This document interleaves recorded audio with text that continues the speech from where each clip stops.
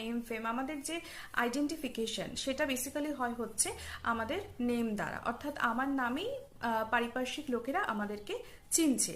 তো আমার নাম আমার সাথে কিন্তু সারা জীবন থাকে, ইভেন মৃত্যুর পরেও থাকে। আমি যখন মরে যাব তখন হয়তো লোকে বলবে যে হ্যাঁ ও মারা গেছে, মানে আমার নামটা বলবে, হয়তো তার স্মৃতিতে বা তার মনে বা তার কল্পনাতে আমার মুখটা ভেসে উঠবে, বাট অন্যকে বোঝানোর জন্য আমার নামটা ইম্পর্টেন্ট। সুতরাং name very very important.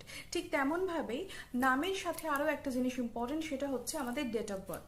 Because আমাদের ডেট অফ বার্থ কিন্তু কখনো চেঞ্জ হয় না, ডেট অফ বার্থটা কিন্তু একই রকম আমাদের থাকে। এবার কি হয়, অনেকে হয়তো একটু বয়স কমায় বাড়ায় বিভিন্ন রকম কারণে, তো সার্টিফিকেটে একটা থাকে, আরেকটা থাকে হচ্ছে যে অরিজিনাল, ঠিক আছে?